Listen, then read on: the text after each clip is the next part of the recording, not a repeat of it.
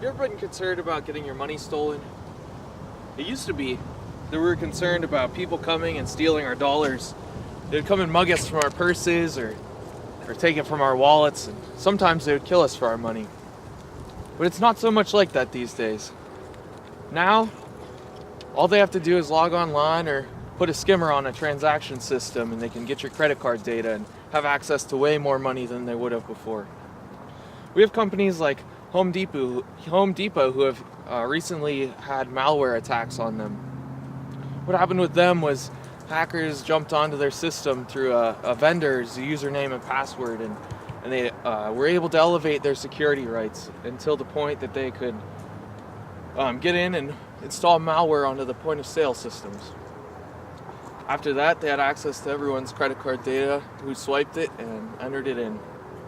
Another way that they can get your data is through a device called a skimmer.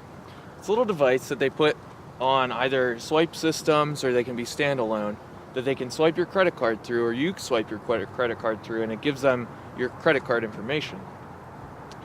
This is a very dangerous thing because it can happen to anyone. It could happen when you give your card to your waitress, or when you go to Target and swipe your card there.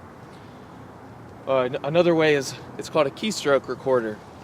What that can do is when you're entering your data online to buy something on Amazon or on Newegg or something like that, they can record every keystroke you put into your computer, and with that they can determine which part is your credit card data.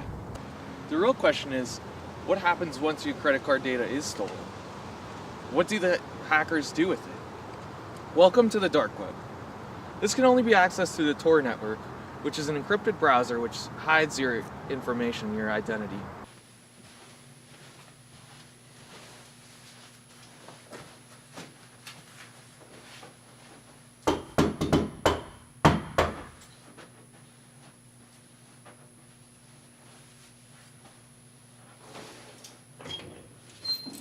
Bacardi, Cola, cookies, cream, salt, pepper. you're good.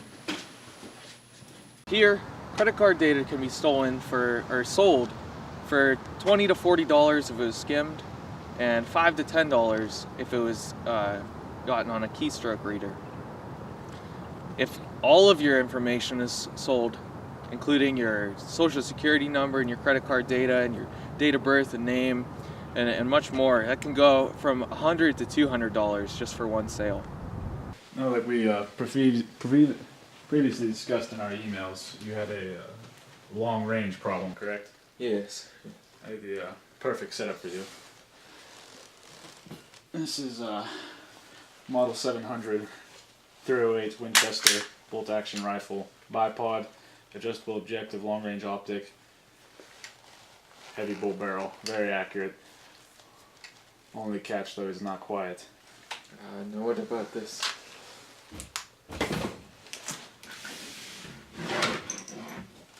This is old Mosin. It's a piece of shit.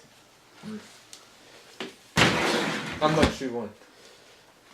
2000. I send you funds. Alright, very well. Step over here. What happens once they sell it is it's purchased by a fraudulent credit card manufacturer. They take all that data and make it onto a brand new card. They can then use that card to buy things such as stereos or pornography or other things, and most of the time they use this to resell it so that they can get the value of their money back through a second step. Do you not have sufficient funds? No. Funds complete.